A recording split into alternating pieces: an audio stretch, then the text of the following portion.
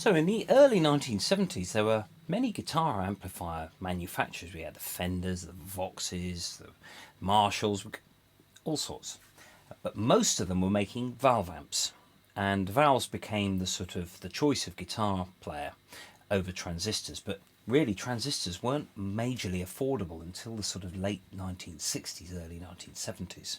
So the reason why we prefer valves over solid state, as it is, transistor amps, is because of what valves do when they distort. They actually accentuate even harmonics in the harmonic series, whereas transistor amps accentuate the odd harmonics, which are less appealing to the human ear.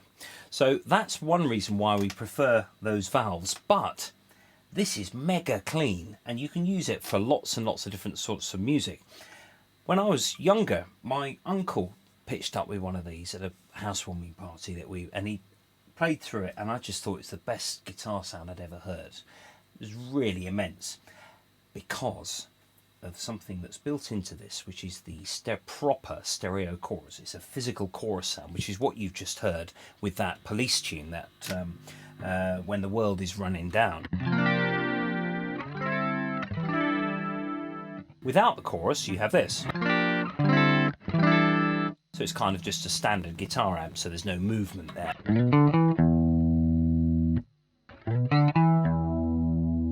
It's very subtle and very good.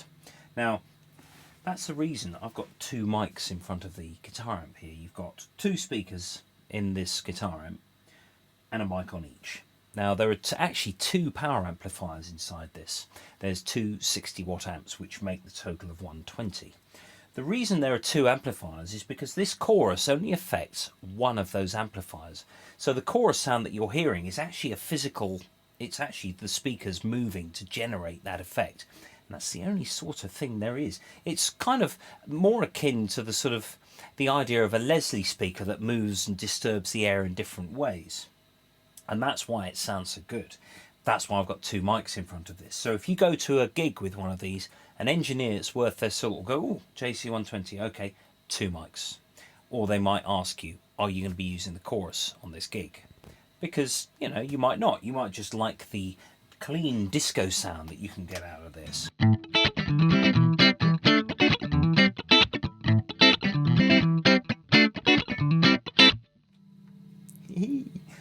So bands as diverse as the Police to Metallica to Robert Fripp, they've all used this guitar amp because of its sort of signature sound, really.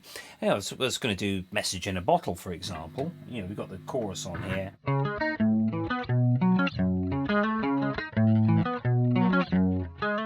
Or something like that, Nothing Else Matters. Hey, what a great sort of sound, yeah.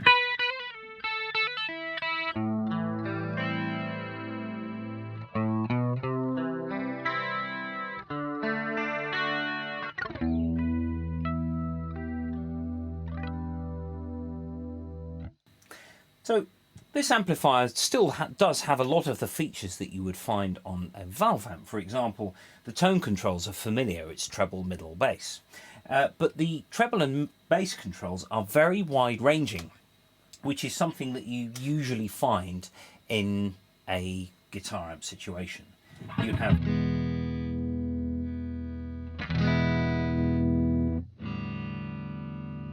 You've got very wide-ranging treble.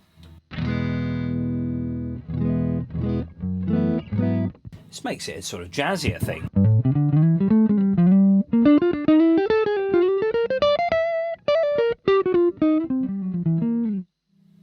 We can have the bass full down and the treble up.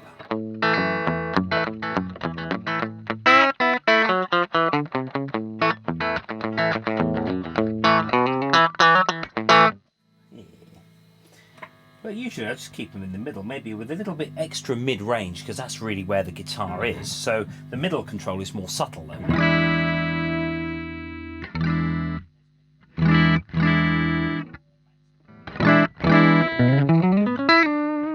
So there's less of a difference, but enough of one.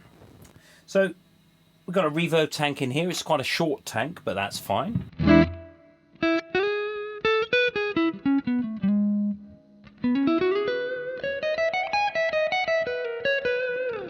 And the reverb is actually quite loud. You can have, when it's flat out, it's really very reverby.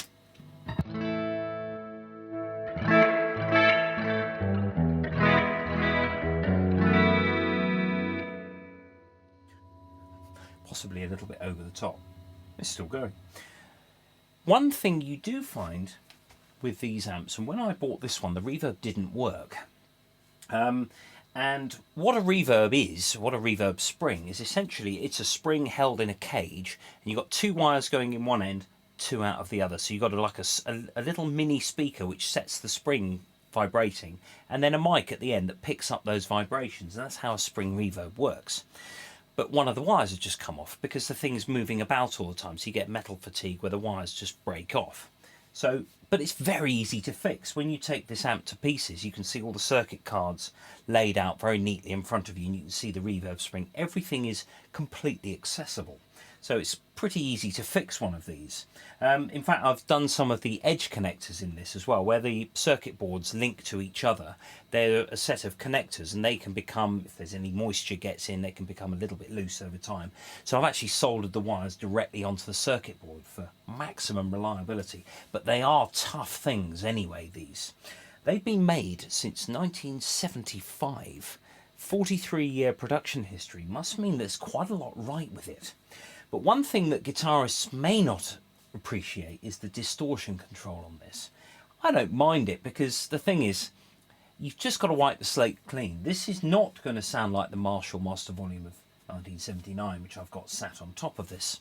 It's not going to sound like it at all. It's going to sound quite fuzzy in comparison. But you listen to the guitar intro to Nutbush City Limits. For me, it's one of the worst guitar sounds ever recorded, but I think it's great. It's just, it has so much character and, well, it's a signature sound, really. So if I switch the distortion on, what it does actually with this is it also lifts the level up so that you get a sort of a lead sound rather than just being distortion that sort of disappears underneath the mix. So clean at the moment.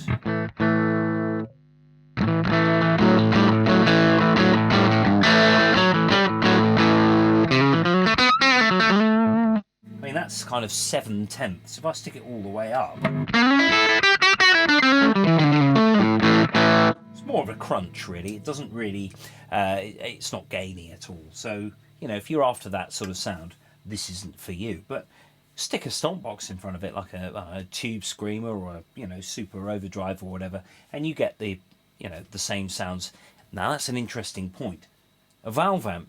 Lots of guitarists go, oh yeah, the pursuit of tone and all this. Well, tone's in your fingers anyway. But a valve amp, if you stick a transistor in front of it, which is a guitar pedal, yeah, something like the Blues Driver or any of these other guitar amp, sort of guitar stomp boxes, they're stuffed to the gunnels with transistors.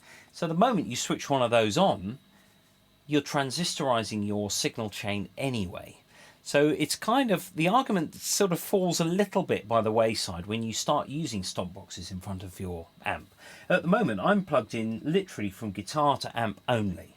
I tend to like doing that and just roll the volume off if I want sort of to clean up a sound. So I'll probably do that more on a valve amp than the transistor amp, than the distortion control on this.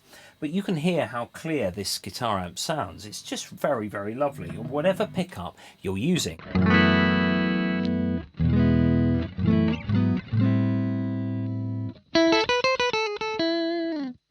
Unlike a lot of guitar amps, this has got a bright switch on the input, like the Fender stuff does. And actually, you have even more top end. So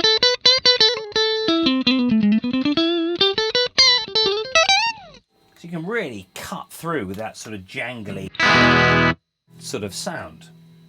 So there we are. There is the Roland Jazz Chorus 120. I really think it's rather good value for about £1,000. I didn't pay that for mine, but you know. There is also the vibrato control on here. Now you've been listening to the chorus sound. There's also a vibrato sound which does something slightly different, albeit in the same sense where it affects one speaker only.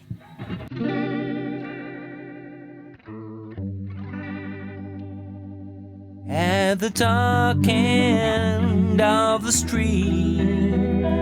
There's where... Perfect for that sort of commitments version of the dark end of the street. And you can vary the speed and the depth.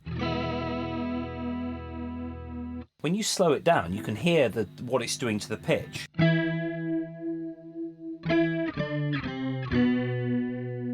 So it really is taking the sound and doing as much as it possibly can with it to make it vibrato-y. With the depth all the way up.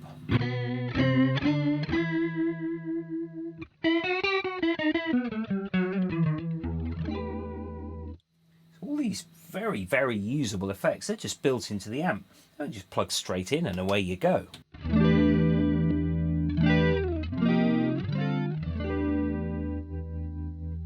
Got one more channel over here which just does bass, middle and treble and volume only with a bright switch, so it's not affected by the chorus.